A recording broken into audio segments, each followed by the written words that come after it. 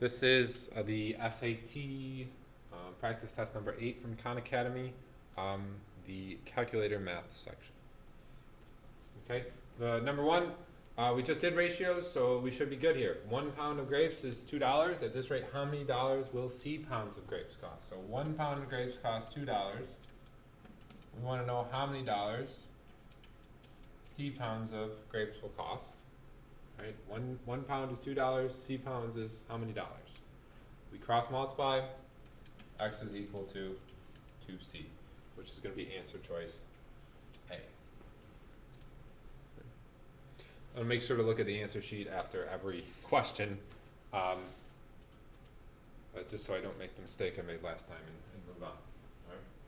All right. Number 2, Tracy collects sells and trades figurines, and she tracks the number of figurines in her collection on the graph below. On what interval did the number of figurines decrease the fastest? So there's 2 intervals where they're decreasing. Okay, and the one that is steeper in decline is going to be this one, and that's between 3 and 4 months, which is going to be option number C. And we're 2 for 2.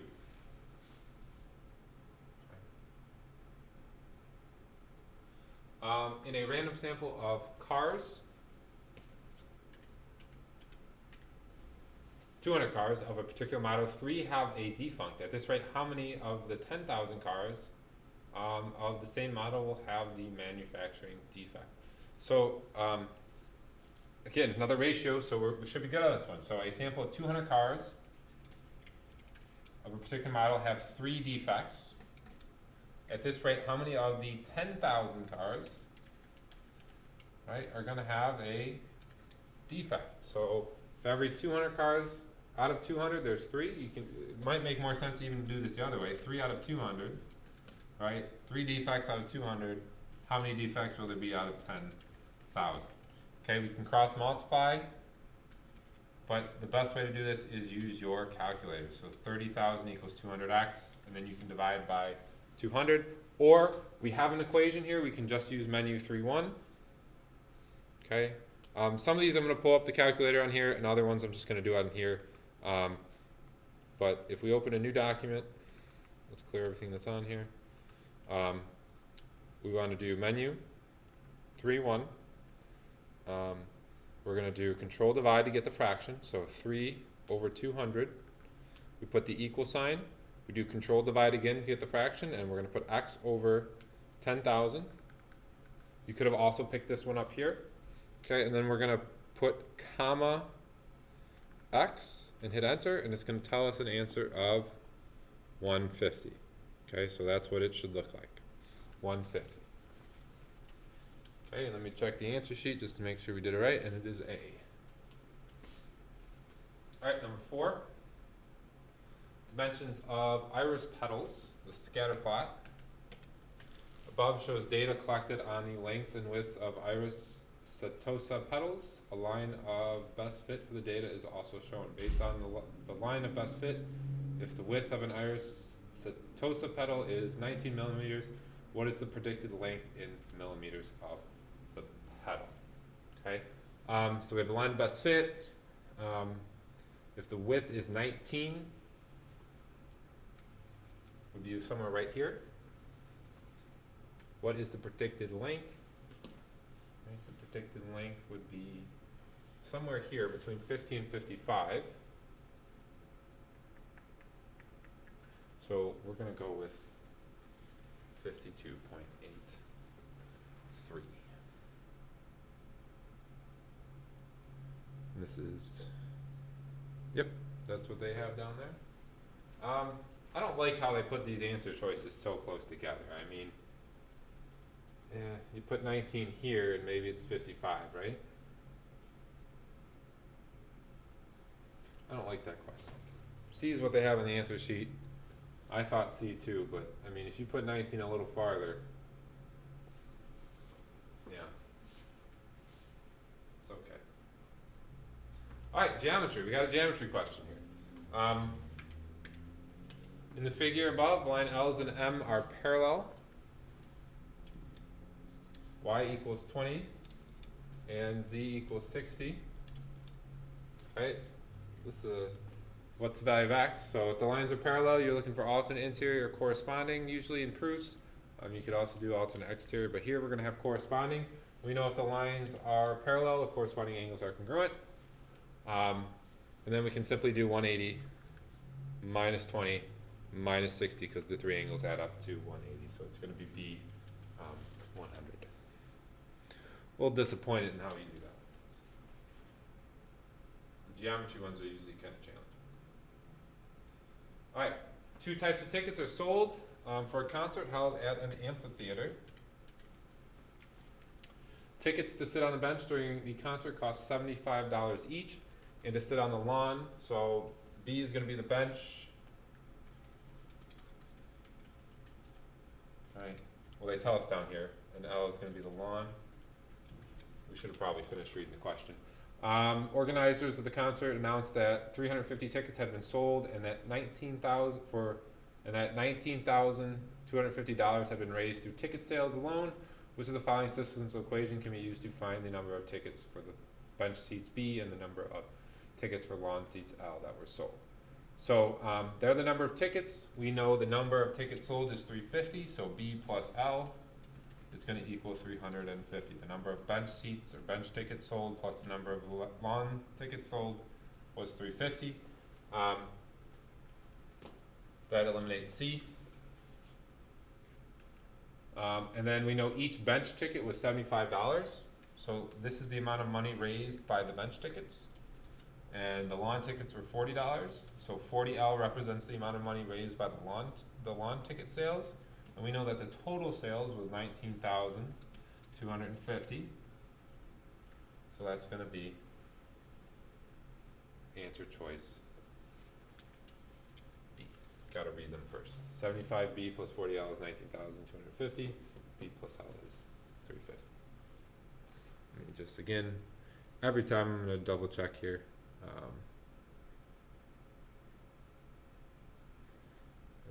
This is number 6. This is D. Okay. In the xy plane, the graph of which of the following equations is a line with a slope of 3?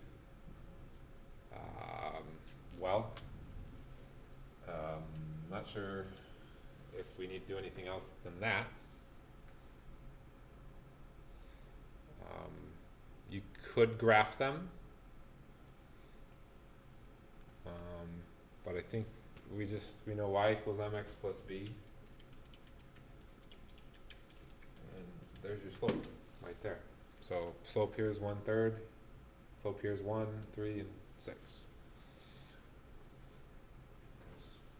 Too easy. Okay, here's one where we can use our calculator. In the equation above, which of the following is possible? The value of x plus 1. So if we want to do this not on the calculator, we could multiply both sides by x plus 1 and x plus 1. Okay, that's going to give us x plus 1 squared equals 2. And then we take the square root of both sides. So we know that x plus 1 is going to equal plus or minus the square root of 2. So B would be a possible value.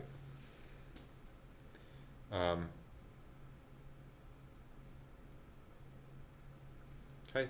If we use the calculator, again, you have an equation here. You can use menu 3-1, okay, and solve for x. So let's do that. Menu 3-1. I'm going to do x plus 1 equals, and then I'm going to do control divide. Put 2 in the numerator, x plus 1. In the denominator, make sure you hit forward 1 and then put comma x.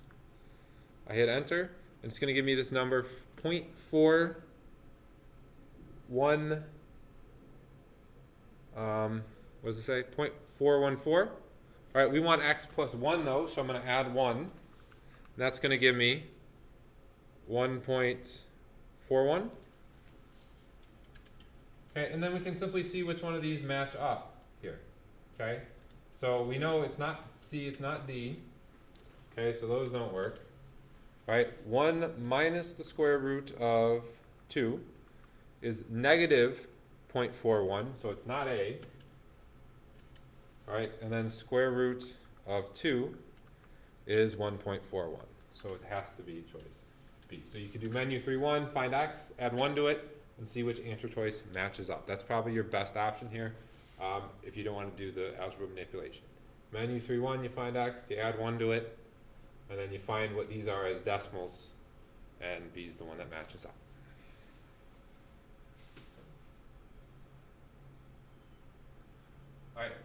All right, 9, we have a volume.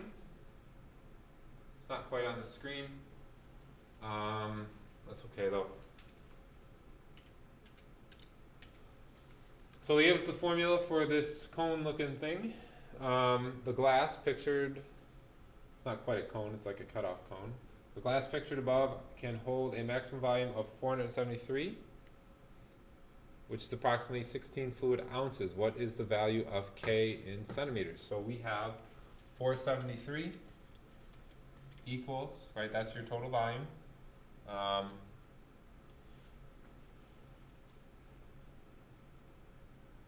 Cubic centimeters.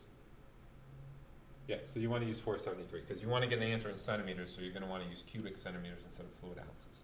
So 7 pi K to the third plus 48. Okay, you can multiply both sides by 48, divide both sides by 7 pi, and then take the cubed root, or we can just try menu 3-1 and see how it works. So let's do menu 3-1. Okay, menu 3-1, 473 equals, and then I'm going to do control divide. In my numerator, I'm going to get 7 pi. Pi is in the lower left. All right, and then x to the third. I'm going to just do x to the third. You can do k to the third. That's fine. And then 48 in the denominator. And then you hit forward, and then you put comma x. If you use k, you got to use comma k. And it's going to tell us that our value for x or for k is 10 points. So this is what I put in. Okay, and it gave me 10.1.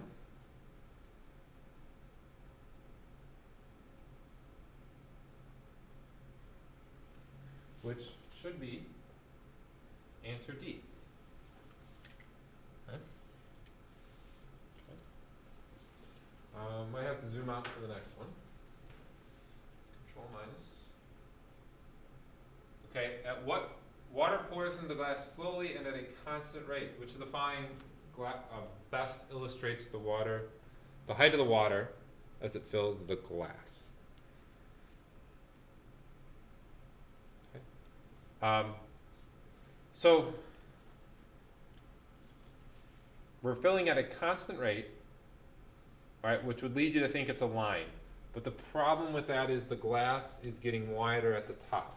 So it's filling up faster at the bottom, right? It's going to be filling up the fastest at the bottom, right? Because we're not looking for how much the volume got filled up. We're looking for the height, right? The height of the water.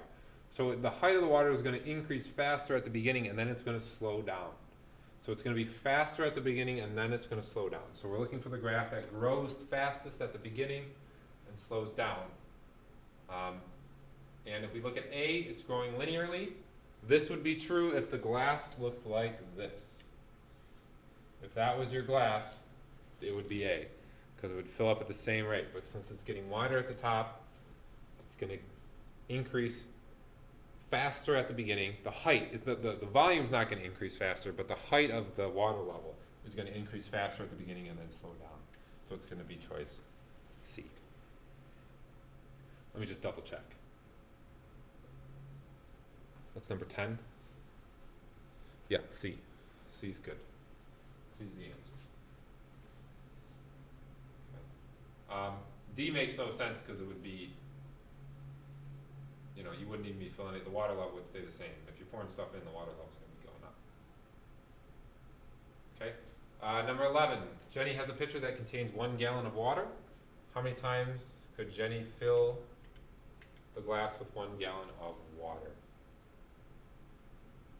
Jenny has a pitcher. She has 1 gallon of water. How many times could Jenny completely fill the glass? Oh, this glass. Okay.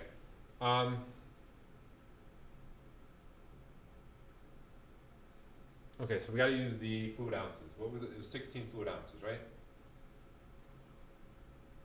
So it contains 473 cubic centimeters, which is 16 fluid ounces. So we have 16 fluid ounces.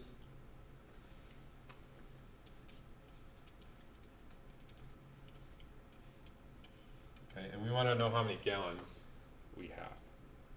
So we got to convert. So 1 gallon, right? We got our stoichiometry. 1 gallon is 128 fluid ounces. Okay, so that's 16 times 1 divided by 128. What did I put my calculator?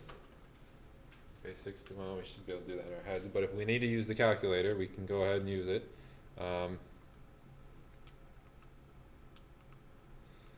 16 divided by 128 is 1/8. Okay. So the glass holds 1/8 of a gallon. We want to know how many times we could fill a 1 gallon of water. Well, we can fill it with 1/8, then we can fill it with another 1/8, and then another 1/8, and then another 1/8. Right, 1, 2, 3, 4, 5, 6, 7, 8, and then we would have a full glass. So you can fill it up with 8 different, you can fill up the gallon of water, the gallon glass with our glass 8 times, because our glass holds 1/8 of a gallon. So each time you pour it in, you'd pour in 1/8 of a gallon. So you could do it 8 times, which is choice B. Yep. 11 is B. Okay, number 12. Roberto is an insurance agent who sells 2 types of policies, a $50,000 policy and a $100,000 policy. Last month his goal was to sell at least 57 insurance policies. While he did not meet his goal, the total value of the policies he sold was over $3 million. Which of the following systems of inequalities describes X, the possible number of $50,000 policies, and Y, the possible number of $100,000 policies that Roberto solved last month? So his goal was to sell at least 57. He did not meet that goal. That means he sold less than 57. So if you add the number of, right, X is the number of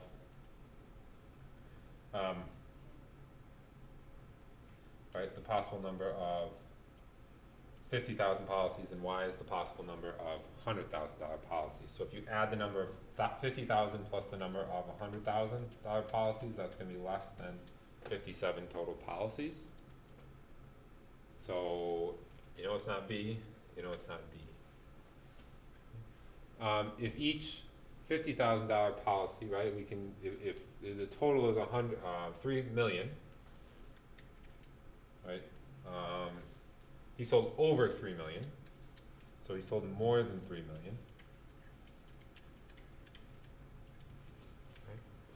Right. Well, he made 50,000 times the number of $50,000 policies, so that's 50,000 times X plus, so that's the amount of money he made on the $50,000 policies.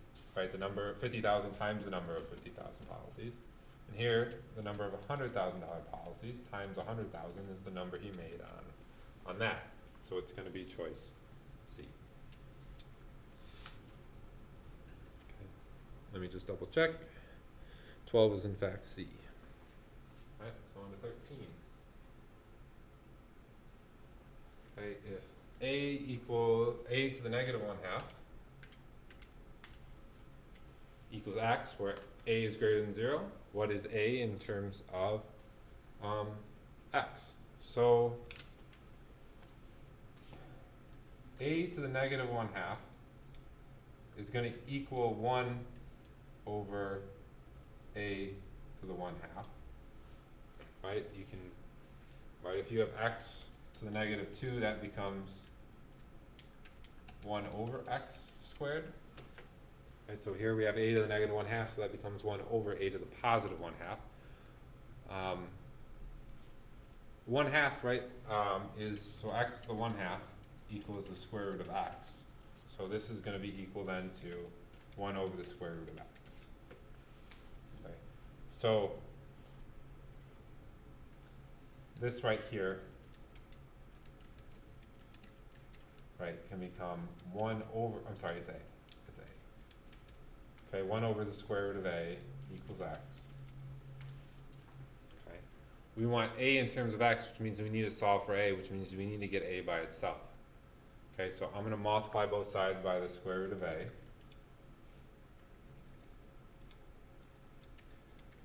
Right, so I get 1 equals x times the square root of a. I want a by itself, so I'm going to divide x. So 1 over x equals square root of a. Then to get rid of the root, I'm going to square both sides. So 1 over x squared equals a.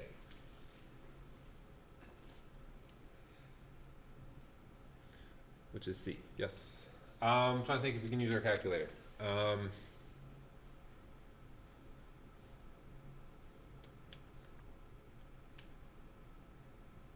Plus or minus, but it's greater than 0. So it's got to be 1 over x squared. I don't think we can use the calculator.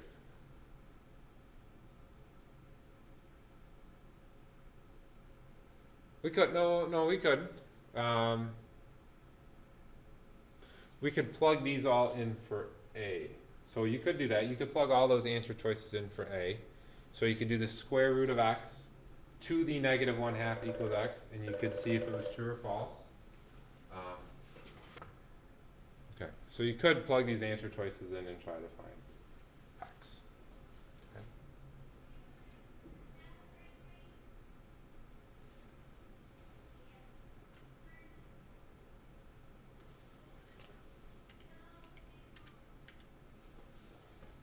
Okay, 14. Which of the following is a value of x for which the expression negative 3 over x squared plus 3x minus 10 is undefined? Okay, so you can't have a 0 in the denominator, so we want to find where x squared plus 3x minus 10 equals 0. Okay. So we have a quadratic, so if you want to find the zeros, you can graph it. So our best way here is to graph it. So let me pull up the calculator and let's try it. So we're looking for our x squared plus 3x minus 10 equals 0. So if we go to the calculator and we go to graph, we're looking for tab, we have x squared, okay, plus 3x minus 10. Okay, and then we're looking for the x-intercept. So again, to find the x-intercepts, we can do menu, analyze graph, 0. You click before, you click after, it tells you 2, 0. You can do it again, menu, analyze graph, 0. You click before, you click after. Okay, and negative 5 and positive 2. So there's your x-intercepts, negative 5 and positive 2. So if we look over here, go back to the problem, our x-intercepts are going to be negative 5 and positive 2. Okay, so where is this expression undefined? It's undefined if you put in a positive 2, right? 2 squared plus 3 times 2 minus 10. So 4 plus 6 minus 10, 10 minus 10, 0.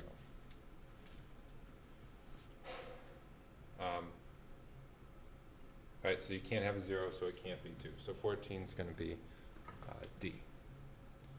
14 is going to be D.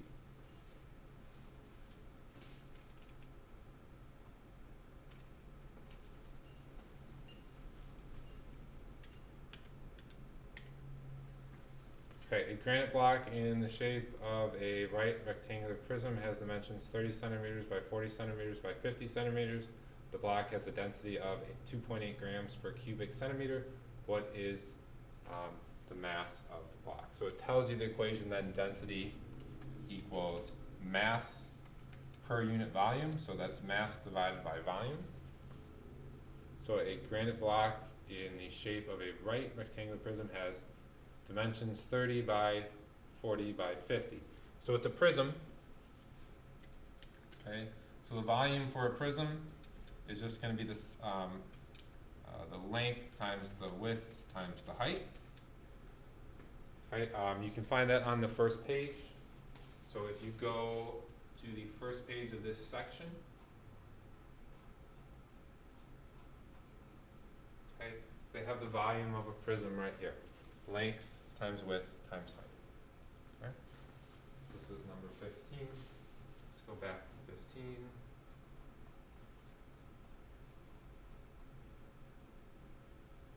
I'm sorry, yeah, this was 15. Okay, so there's our density equals mass over volume.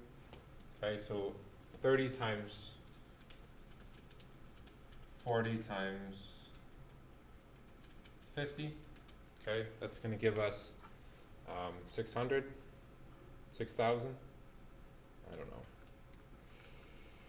I'm flustered. 60,000. Okay, so that's our volume. Okay, we're looking for the mass. So we have a density of 2.8 grams. Let's make sure our units match up. Grams per unit centimeter, and we want it in grams. Yep, so this is going to work. Okay, and our mass over our volume, which is 60,000. Okay, you got to get this out of the denominator, so we multiply by both sides. So 60,000 times 2.8. Okay, it's going to be 168,000 grams, which is going to be answered twice. D, let me just double check. 15 is D. Yep. All right, 16, we have a little chart here. Right, the table shows the results of a research study that investigated the therapeutical value of vitamin C in preventing colds. A random sample of 300 adults received either a vitamin C pill or a sugar pill each day during a 2-week period, and the adults reported whether they contracted the cold during that time period. What proportion of the adults who received a sugar pill reported contracting a cold? Okay. What proportion of adults who received a sugar pill? So there's 300 adults. The adults that received a sugar pill is 150 over, I'm sorry,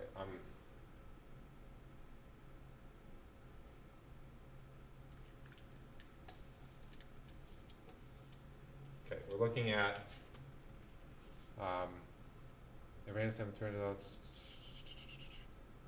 Okay, what proportion of adults who received a sugar pill contracted a, so there were 150 received a sugar pill. Okay, 33 of them contracted a cold. So 33 divided by 150. Then you have to reduce that. You have a calculator though, so you just put it in.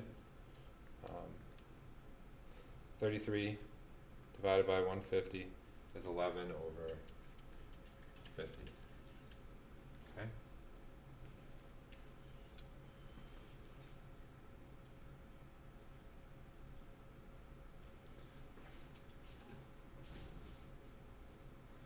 Okay, 17. The table above shows the distribution of ages of 20 students enrolled in a college class. Which of the following gives the correct order of the mean, median, and mode? So the mode is the one that occurs most frequently. So the mode is 18. So your mode is 18. The median is your middle number, and the mean is your average. Well, they're all averages, but the mean is the average. Okay, so median here, you can line them all up. I'm going to do 1, 2, 3, 4, 5, 6. Right, so our median, how many do we have? 20 of them. So the median is going to be 19. So if you line these all up, if you did 18 6 times, right, 1, 2, 3, 4, 5, 6, and then you did 19 5 times, right, and then 24 times. And then 21 twice, and then 22 once, 23 once, and 30 once. And you start canceling them out. 4, that's 5, 1, 2, 3, 4, 5, 1, 2, 3, 4, 1, 2, 3, 4. Your average, or your median in this case, would be 19.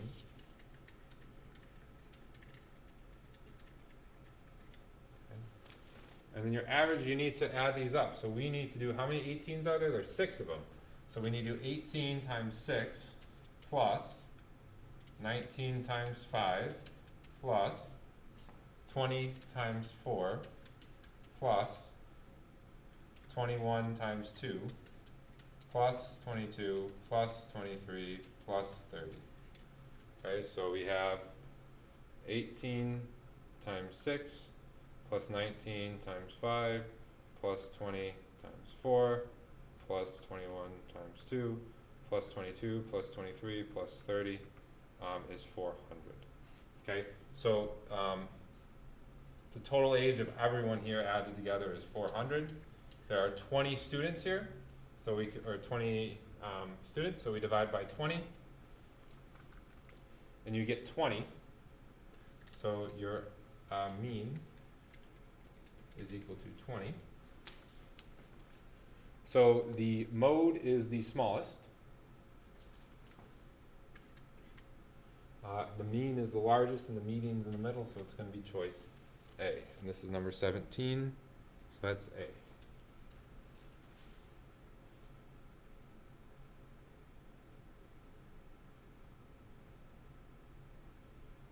This one's hard to fit on, but let's try it. Okay, the figure below shows the relationship between the percent of leaf litter mass remaining after decomposing for 3 years and the mean annual temperature in degrees Celsius in 18 forests in Canada. A line of best fit is shown. Okay, a particular forest in Canada whose data is not included in the figure has a mean annual temperature of -2 degrees Celsius. Based on the line of best fit, which of the following is closest to the predicted percent of leaf litter mass remaining in this particular forest after decomposing for 3 years? Okay, so this just basically tells us we have our best fit line here. So a particular forest who is not included in the data has a mean temperature of -2 degrees. Based on the line of best fit, where do we think it would be after based on the line of best fit, which of the following is closest to the predicted percent leaf mass after decomposing for 3 years? So we're going to go to -2 here, and you go up, and it's about 7, right? -2 would be somewhere here, and it should be around 70% remaining. Okay, so that's going to be, let me just check the answer, yep. Should be about 70%, which is C. Okay. 19. The range of polynomial functions is a set of real numbers less than or equal to 4. If the zeros of f are -3 and 1, which of the so the zeros are -3 and 1. The zeros here are -3 and 1, so that would work. Okay, B is not going to work because that's +3 and -1. Okay, so B doesn't work. Cancel B off. Okay. C would work. Okay, -3 and 1. And then D is not going to work because your zeros are -3, 0, and 1. So we can check back up and see what else we know. Okay, and it says the range are all the numbers, right? Those are your y values. Less than or equal to 4. So the range is going to be less than or equal to 4. So that's going to be 4 to -infinity to 4. That's going to be your range. So the X-intercepts told us it could be it could be A or it could be C. But since we have a range from 4 to negative infinity to 4, it has to be answer choice A. It has to be less than or equal to 4 is your range, so it has to be below 4 or below, and then you have X-intercepts here and here. So 19 should in fact be A. All right, 20. The average annual energy cost for a certain home is $4,334. the homeowner plans to spend $25,000 to install a geothermal heating system. The homeowner estimates that the average annual energy cost will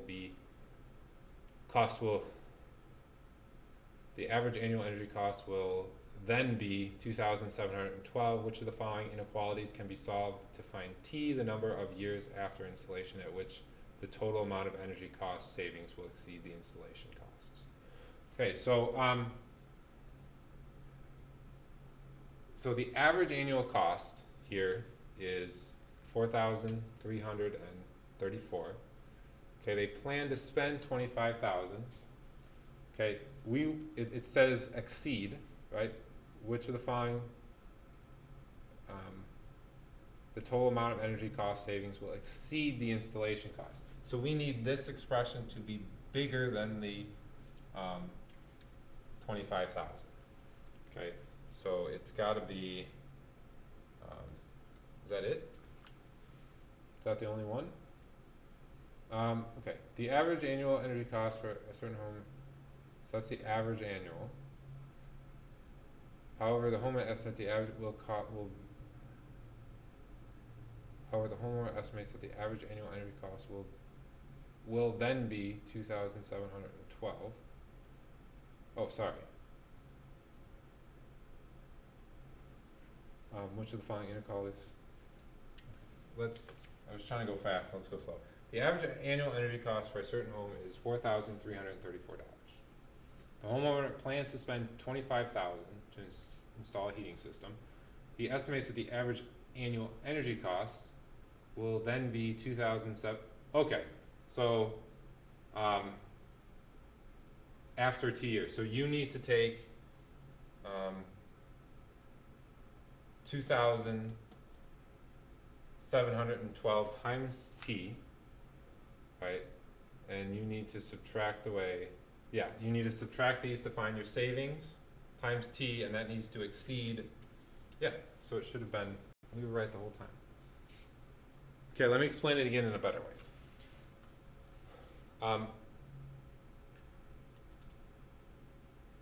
Let me go back to my original, because my original way was right. I just got confused for a second there. Which of the following inequalities can be solved to find the number of years after the installation which the total amount of energy savings will exceed the installation cost? So here's your installation cost, which is $25,000.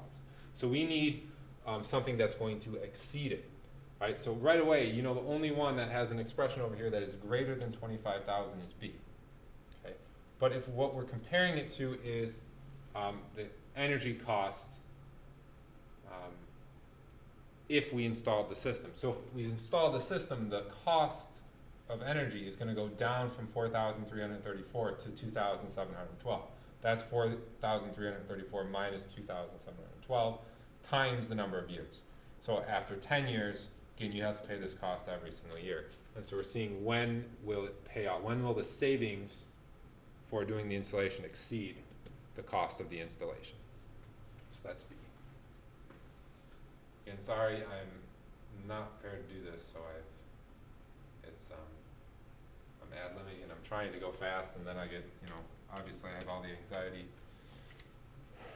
and not being able to plan out in the head is making me a little bit slow.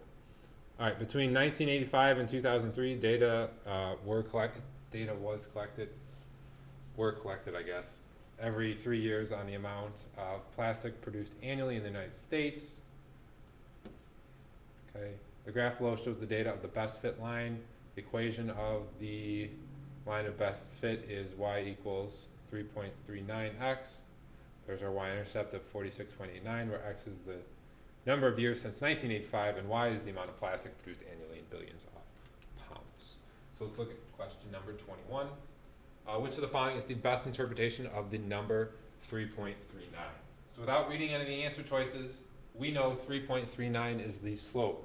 So it's a rate. So it's going to be the rate at which the amount of plastic is increasing over a certain period of time. So it's going to be the rate of the amount of plastic increasing over a certain period of time. Let's read our answer choices. Which of the following is the best interpretation? The amount of plastic produced in the United States Nope, it's not during the year. We're looking for a rate. The number of years it took the United States to produce, again, no, we're looking for a rate. The average, so there's a rate, so maybe C. The average annual plastic production in billions of pounds in the United States from 1985 to 2003. Okay, that looks very promising. The average annual increase in billions of pounds of plastic produced per year in the United States from 1985 to 2003. So the difference there is we're looking for right, it's increasing every year. Right, our graph is showing an accumulation, right? It's not showing, right, our graph is showing the total amount, right? So we're looking, it's not the amount each year, right? That if we had a bar graph showing the amount each year, then we could pick D or C, but we're looking at the total amount that's going up. So our answer,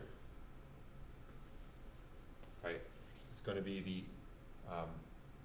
average annual increase in billions of pounds of plastic produced per year in the United States.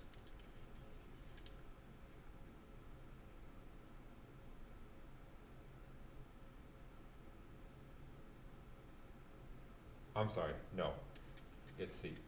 Okay, so what this is saying, the average annual plastic production, right, that's, right, so if you have a slope, a constant slope, your slope, a line has a slope that is constant. So our slope here is constant. So it's telling you how much each year we're going up because we're making the same amount of plastic each year. So after 1 year, we're making the same amount of plastic, so that's your rate. Here it's saying of plastic produced per year, as in the rate is changing. Let me just check the answer sheet. Okay, let me rethink that. Let's rethink this again, because it's D, not C. The average annual plastic production in billions of pounds in the United States from 1985 to 2003. The average annual increase in billions, yeah, okay. So it's how much we're increasing every year. The average annual increase in billions of pounds of plastic produced per year in the United States from 1980. Yeah, so it's your average increase. Otherwise, it would be the same, right? Because if our production of plastic remained constant, our line would look like this. But since it's like this, we're increasing, and so our slope represents that increase each year. So it's going to be choice D.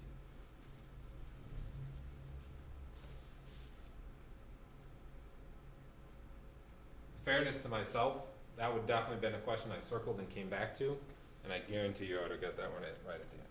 So that one should have, I'm a little bit flustered right now. Which of the following is the closest to the percent increase in the billions of pounds of plastic produced in the United States from 2000 to 2003? Which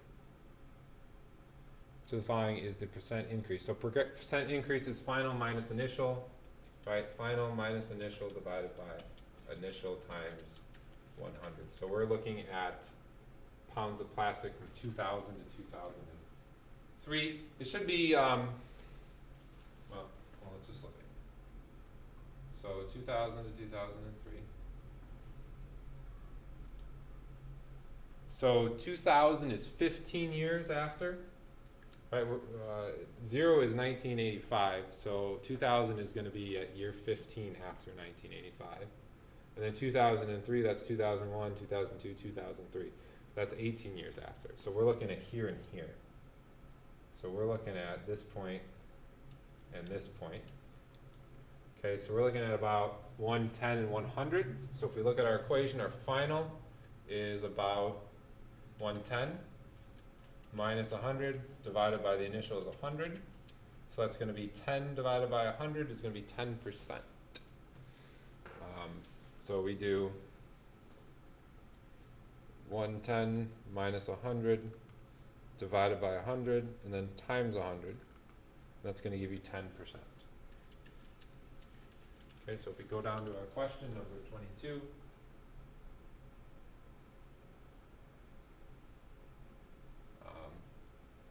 10%. I'm gonna go with answer choice A. Yep. So answer choice A is 10%. All right, 23. Okay, the equation above models the number of members M of a gym T years after the gym opens. Of the following, which equation models the number of members of the gym Q quarter year after the gym opens? So this is so in this case, our rate would be 0.02, right? So 1800, right? 1 plus 0.02 to the T, right? And we want 1800, and our general, this should be 1 plus R over N to the NT, correct? Possibly, maybe.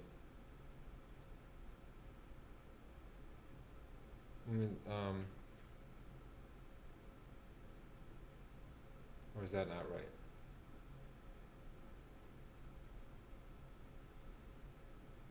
The equation model models the number of gym T years after the gym opens. Of the following, which equation models the number of members of the gym Q quarters after the gym opens? Okay, so the rate's not changing, right? We're not changing the rate, so that's not, no. So the rate is gonna always be 0.02. So we're not doing 2%. I was thinking we were doing 2% every quarter. You're still not doing 2% every quarter. It's 2% every year, but we're just looking for a quarter of that year. So we're looking for A here. So I was thinking you have that equation 18, right? The initial, right? Final equals your initial, and then 1 plus R over N to the NT. Okay, but that's if we were increasing at a 2% rate every quarter. We're not increasing at a 2% rate every quarter. We're still increasing 2% every year. We just want to find how much people there would be in a divided period. So instead of going for a full year, assuming the growth rate is constant over the course of the year, which is what we should assume, this needs to be T over 4, right, a quarter of the year. Let's check. 23 is A. 23 is A.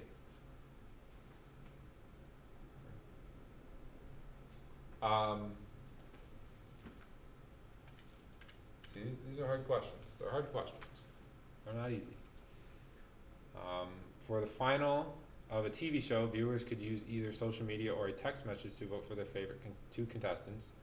The contestant receiving more than 50% of the vote won. An estimated 10% of the viewers voted, and 30% of the votes were cast on social media. Contestant 2 earned 70% of the votes. Jesus, a lot of percentages. So contestant 1, more than 50% of the vote. Okay. Okay, contestant 2 earned 70% of the votes cast using social media and 40% using text messages. So we have votes casted using social media and votes casted using text messages. Based on this information, which of the following is an accurate conclusion? Okay.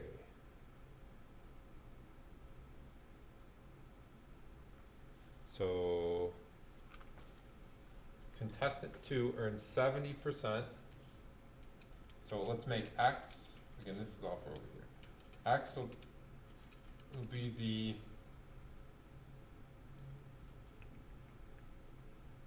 social media, and Y will be our texts.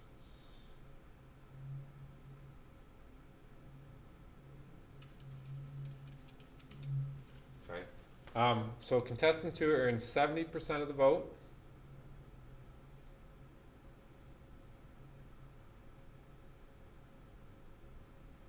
So okay, so contestant 2 earns 70, so 0.7% of the vote on social media and 40% of the votes on text messages. Based on this information, which the following is an accurate conclusion. Okay, and that means that this is equals the percent. This would equal the votes contestants 2, right? This is the number of people that voted on social media, right? So this is the number voted on social media. That's the number voted on text messages. And then, so this means that 0.3x plus 0.6y is going to equal the votes for contestant number 1. Okay, if all the viewers had voted, contestant 2 would have, okay, and then we have 10% of the viewers voted, 30% were cast on social media. So 30% were cast on social media.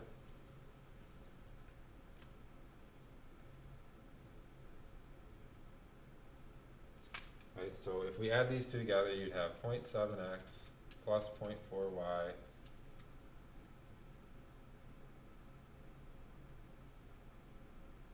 plus 0.3x plus 0.6y. That's going to be equal to 1.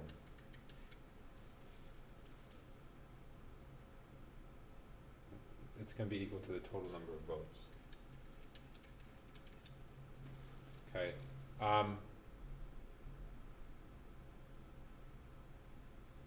30% were cast on social media.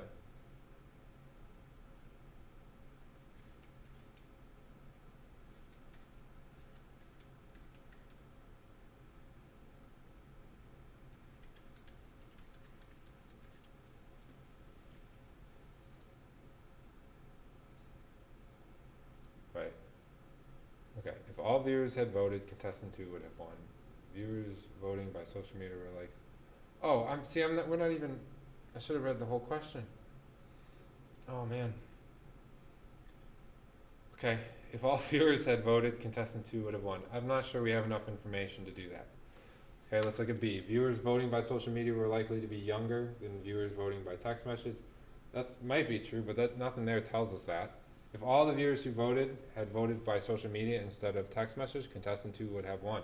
So if everyone voted by social media, so contestant, he earned 70% of the votes using social media. So that means he would have won. He would have gotten 70% of the votes. Viewers casting by social media were more likely to prefer contestant 2 than because not everyone voted. Okay, hold up. If all the viewers who voted had voted by social media, that's true. Viewers voting by social media were more likely to prefer contestant 2 than were viewers voting by text message.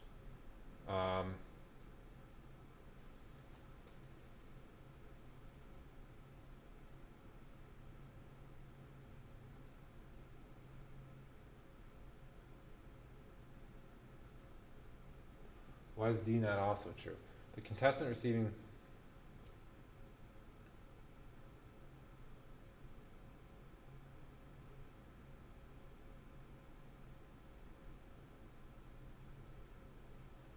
Let's look at the answer sheet.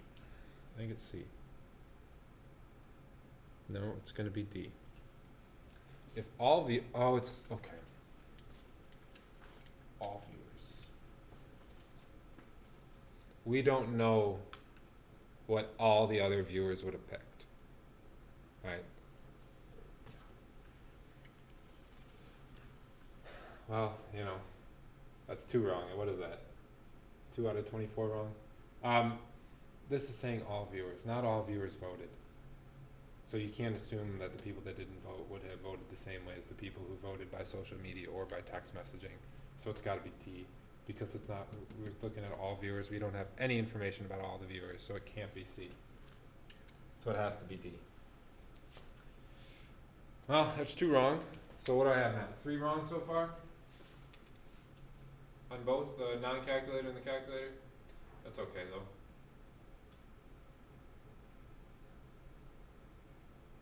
Alright, 25.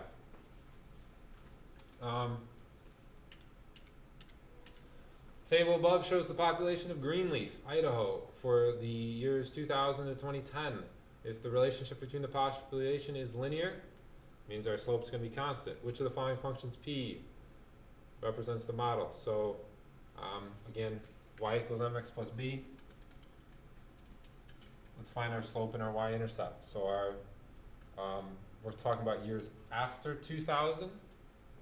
So if this is going to be your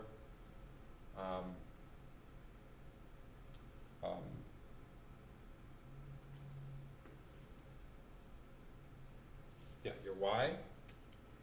Okay, our x is going to be, right, years 2000 is going to be 0 for x, and then this is going to be 10. Okay. So our y-intercept is 862. So that doesn't eliminate, well, that eliminates C and D. Well, not necessarily.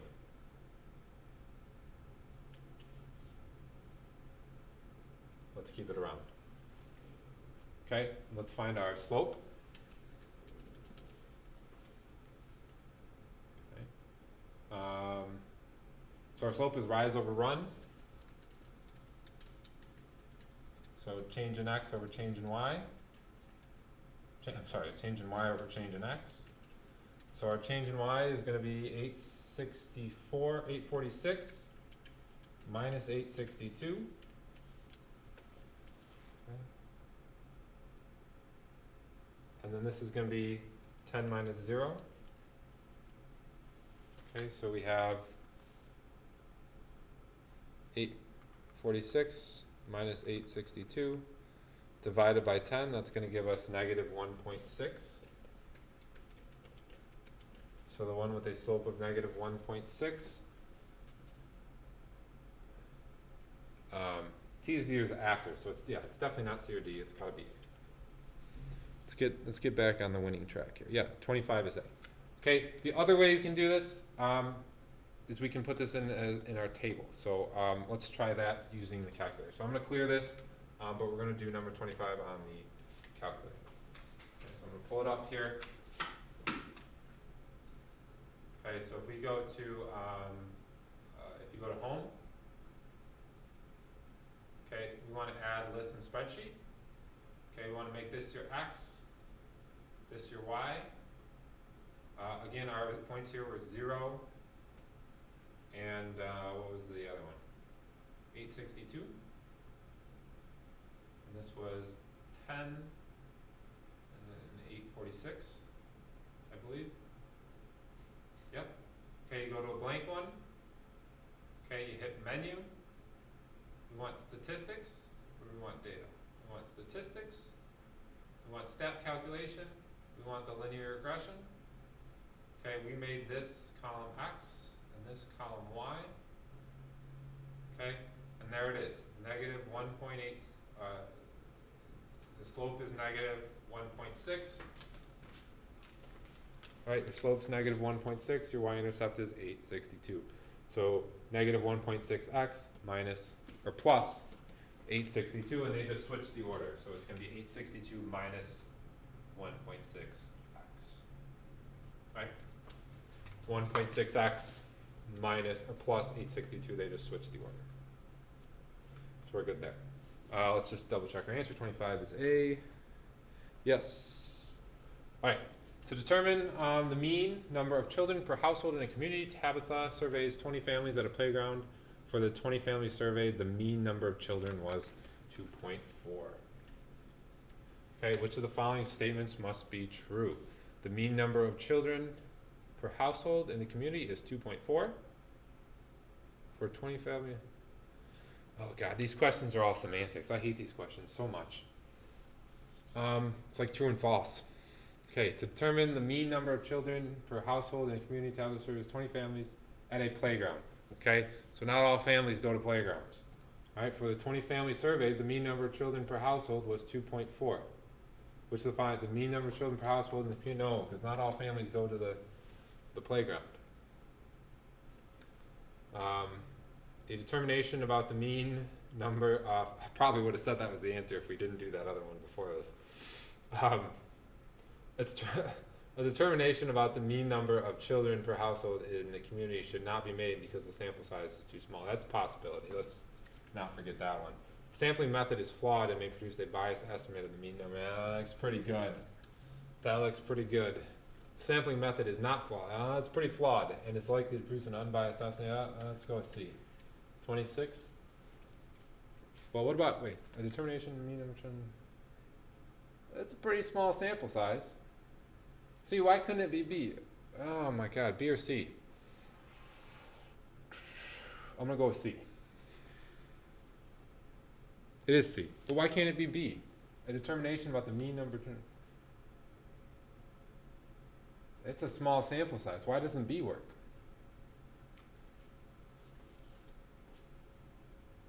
Oh, must be true?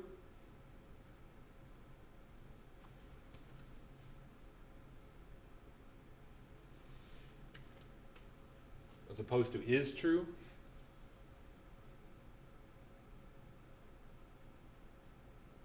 This is why we took out that multiple choice question in your last test, because multiple choice is awful. True and false is even worse. So it says C. I like B. I think B is good, but must be true is maybe what makes B not true. Possibly. Let's go to 27. Okay, in the XY plane, the point PR, maybe they'll just remove me as a math teacher because I'm not smart enough to answer SAT questions. In the XY plane, the point of P comma R, the point P comma R lies on the line with the equation y equals x plus b, where b is a constant. The point with coordinates 2p, 5r lies, so that's going to tell us our, lies on the line with the equation y equals 2x plus b. What's the value of r over p? Okay, so the point with the coordinates 2p, 5r lies on the line with y equals 2x plus b, and the point PR lies on the line with the equation y equals x plus b, 2r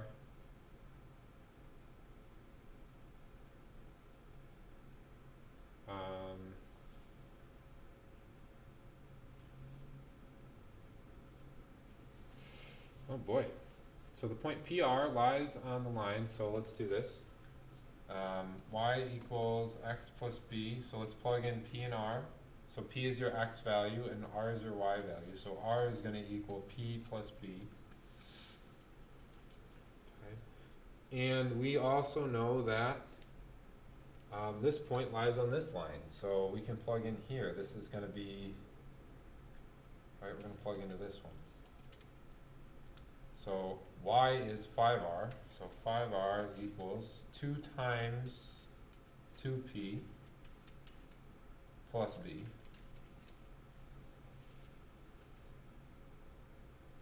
Okay, so here's one equation, here's the second one. I'm going to solve for b here, so let's do, I'm going to do this one in blue. Actually, let's do this in blue. So this was negative, this was y is 5r times 2 times 2p plus b. So here's the red one. So I'm going to subtract p from both sides. Minus p, r minus p equals b. Okay. And then I'm going to do the blue one.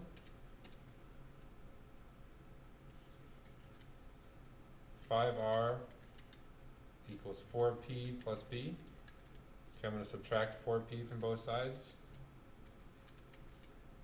So 5r minus 4p equals b. And then I'm going to set them equal to each other. So r minus, let's do it a different color. Let's do it over here. R minus p is going to equal, right, they're both equal to b, so we can use the transitive property. If two things equal the same thing, they equal each other. So they both equal b, so we're going to equal them to each other. 5r minus 4p. I'm going to subtract r from both sides, and I'm going to add 4p to both sides. So I'm going to end up with 3p equals 4r, okay, I'm sorry, 4r. Then I'm going to divide by p. What do we want? We want p over r, or we want r over p. So I'm going to divide by p on both sides. So we get 3 equals 4 times r over p. Then I'm going to divide by 4 on both sides. So we get 3 over 4 equals r over p. Without checking the answer, without double checking, I'm just going to look. And it's b. So we did it right. So you had to plug these points in. Then you have two equations. You have 3 variables, but that's okay, because you're not solving all the way out. You're just finding the value of the ratio. So then you set them both equal to b, and you set them equal to each other. And then you manipulate the algebra so that you get r over p. So r over p is going to be 3 over 4, which is b. Okay. Thought I was going to be get another one wrong for a second there. 28. Okay. 22 students in a health class conduct an experiment in which they record their pulse rate in beats per minute before and after completing a light exercise routine. The dots are displayed below. Before exercise, after exercise, let S1 and R1 be the standard deviation and range respectively.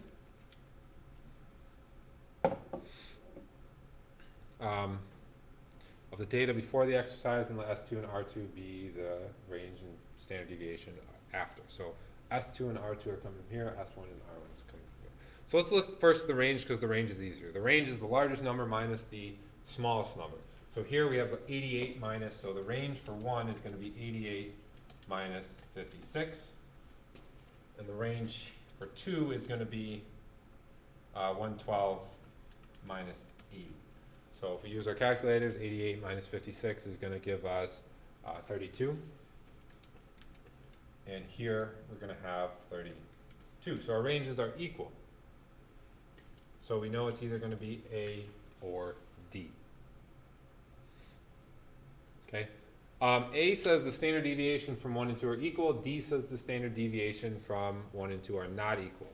So standard deviation is the amount in which the data is dispersed. So the more dispersed the data is, the farther away it is from the center, the larger the standard deviation is going to be. So if you have a data set that looks like this, that has a very high standard deviation because all the points are compressed here into the middle. If you have a data set that's very spread out, that has a, this has very low standard deviation because the points are not deviating away from the middle. They're not deviating away from the mean. This has a very low standard deviation. They're all bunched up together. This one, on the other hand, has a large standard deviation. The data is spread out. So S2 is going to be greater than S1 because the data here is all spread out, whereas the data here is pushed towards the middle. Okay? So since the standard deviation here is greater than this one, they're not going to be equal, and it's going to be answer choice D. All right, what number is that? That's 28. D. Yep. Awesome. Awesome, awesome, awesome. 29. A photocopy machine is initially loaded with 5,000 sheets of paper. The machine starts a large job and copies at a constant rate. After 20 minutes, it has used 30% of the paper. Which of the following equations models the number of sheets of paper P remaining in the machine? So this is the sheets of paper remaining. Okay, constant rate, that means it's linear. So sorry to C and D, but those are not going to be answers because it's not linear. Your initial, right, is your y-intercept. So y equals mx plus b. So what's our initial? 5,000 sheets of paper. Our slope is the rate. We're using up 30% of the paper.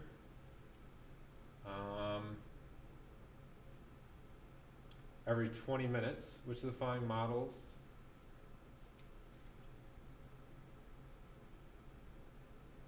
Oh, wait, maybe it is. After 20 minutes, okay, so after 20 minutes, so after a third of an hour, what's in minutes? So you're changing y over changing x. Okay.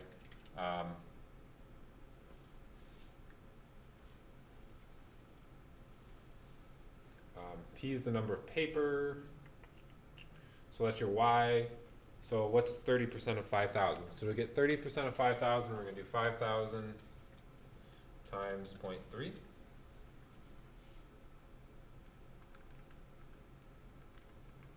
It's 1,500. Okay. So our change in y, we're going from so we're going to go from we're ending with, so 5,000 minus 1,500, right? So we're at 3,500 minus 5,000, right? Okay, and it's been 20 minutes, so that's going to be 20 minus 0.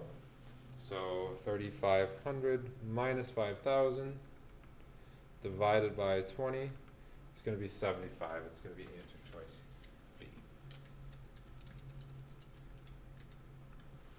Slope is negative 75, y-intercept is 5,000. Okay, here, the complete graph of the function f and a table are shown above. The maximum value of f is k. What is the value of g of k? So maximums where it's the top. So the maximum value of f is going to be 3.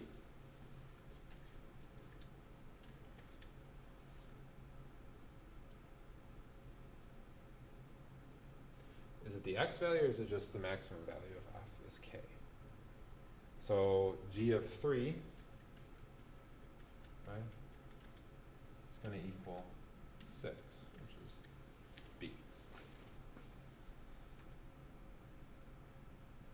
Yep. Okay. Highest point is 3.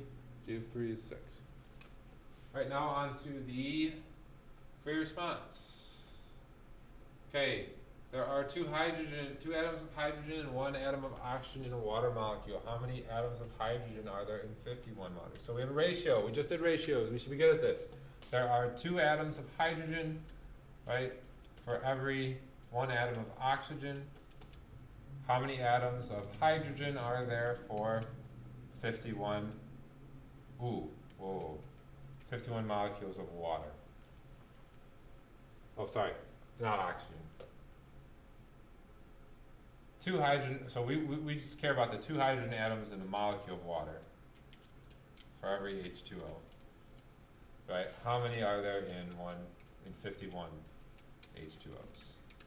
Right? So it's just simply 2 over 1 equals x over 51. You cross multiply. X is going to be 102. You can just use menu 3-1 is fine, but you should get 102. Yep. 32 here. X equals 1 in the equation above. What is the value of A? So again, if this was multiple choice, we could have plugged the answer choices in and tried it that way, but we have to do this out.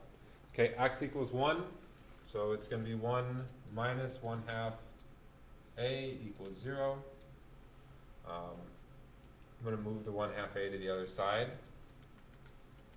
Alright, we want to get rid of this, so we're going to multiply by 2 on both sides. Alright, so it's going to be A equals 2. Okay, just move that over to that side. To get rid of the 2 in the denominator, we needed to multiply by 2 on both sides. Alright, so those cancel and you get 2 times 1. 33, in the xy plane, the equations x plus 2y equals 10 and 3x plus 6y equals c represent the same line for the constant c. What is the value of c? Okay, so they represent the same line, so x plus 2y equals 10, 3x plus 6y equals c. So we want to match these up. So what do we need to multiply this one by? We need to multiply it by 3 to match them up. So this becomes 3x plus 6y equals 30. So C is going to be equal to 30.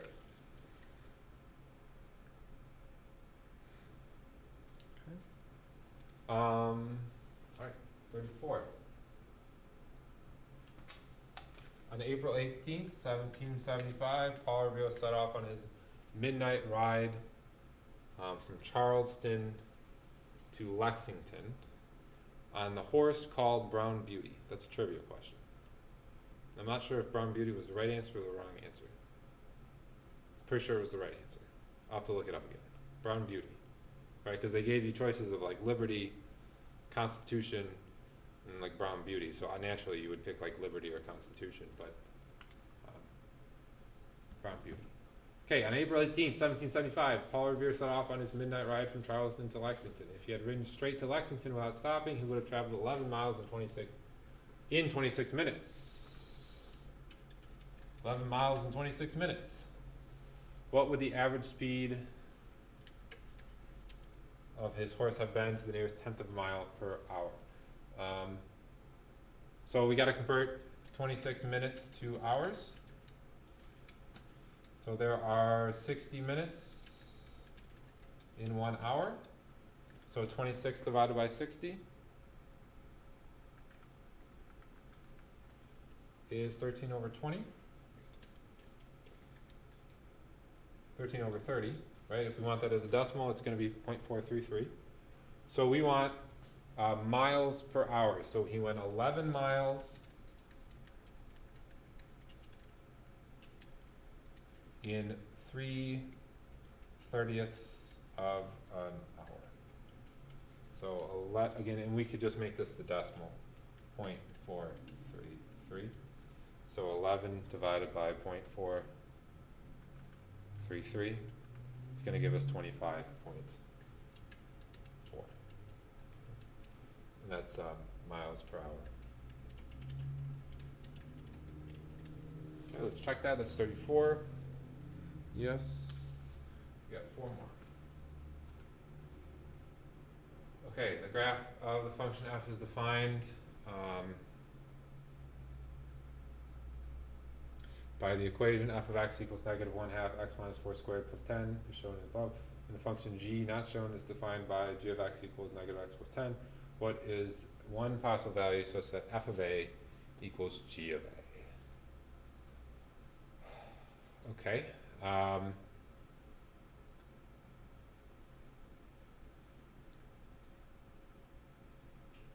not sure how the graph helps you.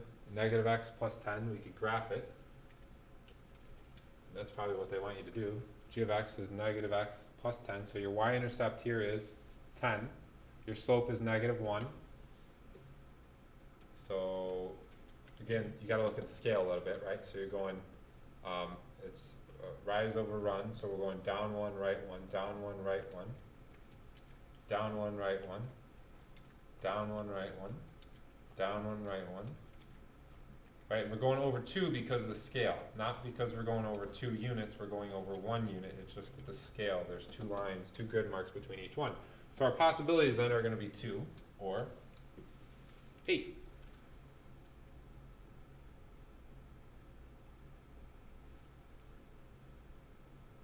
Okay, you could have also used many 3, 1 here. You could have set them equal. You could have done negative x plus 10 equals negative 1/2 times x minus 4 squared plus 10. Set them equal to each other. Let me just make sure this is right first. 35? Yep, 2 or 8. So you pick one of them. You could have also used many 3, 1. You would have set this equal to this. And it would have given you one of the 2 answers.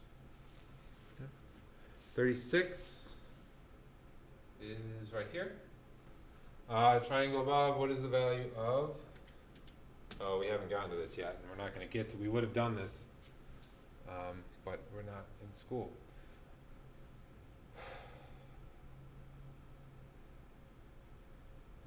So we have a point W. In triangle RST, the point W lies on RT.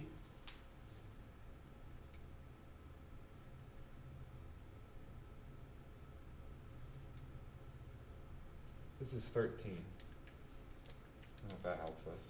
What is the value of cosine?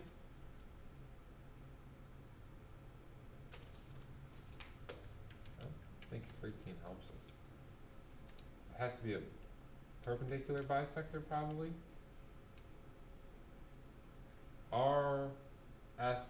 Yeah, it's got to be a perpendicular line here.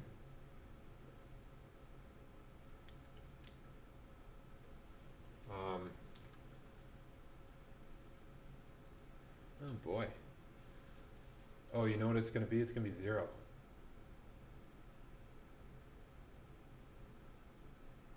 Doesn't matter. None of the numbers matter. It's just going to be 0.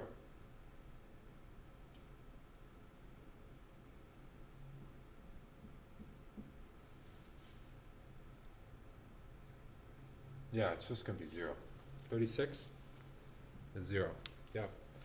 Cosine of, because RSW, WS,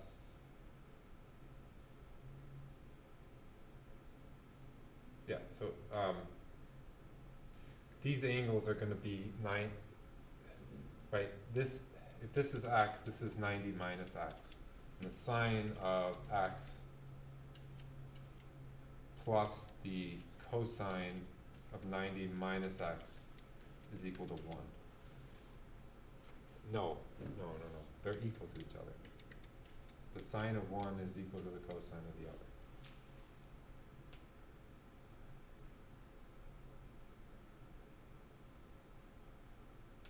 They're similar triangles. Yeah, it's going to be 0. Don't worry about it. That one you're just going to have to guess. We haven't gotten to that. But it's 0. All right, 37 refers both to this diagram. So when a patient receives penicillin, a penicillin injection, the kidney begins removing the penicillin from the body. The table and the graph show the penicillin concentration in a patient's bloodstream at 5-minute intervals for the 20 minutes immediately following a one-time penicillin injection.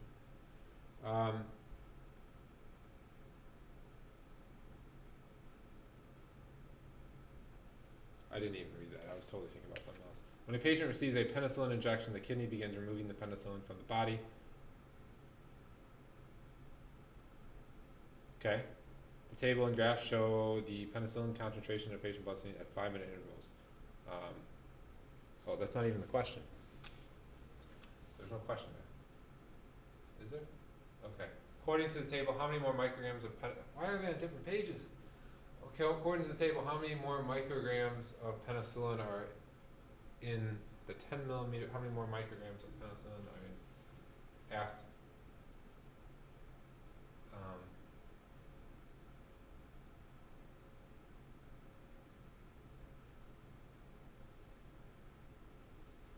How many more micrograms of penicillin are present in 10 millimeters of blood drawn from patients? 10 millimeters of blood, 8 millimeters after 10 minutes.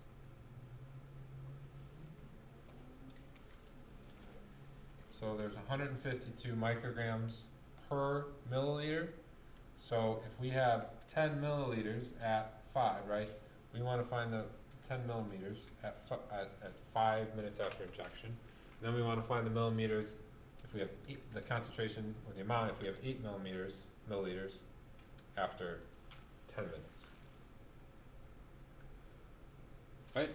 So 152 times 10. They're on different pages. This is hard. 1520. Let's just check and see if we can do this. 1520. And then 8 times 118 is 994.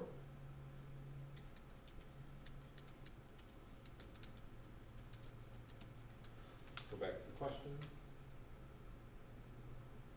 According to the table, how many more micrograms present? So this is the amount of micrograms. They're micrograms, not microliters. Sorry. Micrograms. Okay, so this is the amount of micrograms in the blood after 5 minutes, if there were 10 millimeters of blood drawn. The 15, 20 milligrams, micrograms, this is not the symbol for micrograms. Micrograms would look like this. It'd be the mu in the grams.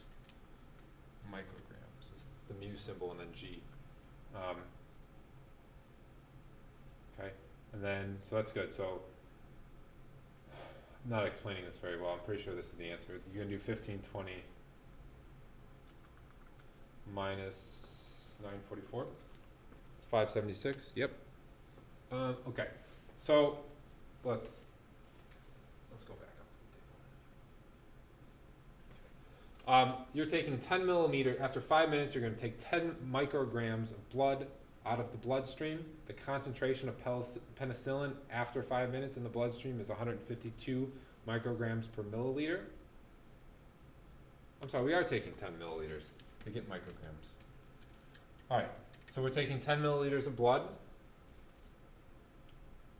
Right, so we are taking the concentration times 10 milliliters is going to give you the number of micrograms in that 10 milliliters of blood. And then we're going to take 8 milliliters of blood after 10 minutes, which has a concentration of 118 micrograms per milliliter. And so if we multiply those together, that's going to give us the number of micrograms in the 8 milliliters of blood. And then it asks us how much more micrograms would be in those 10 milliliters we took after 5 minutes than would be in those 8 milliliters we took after 10 minutes. So we would do 1520 minus 944, and that was 576.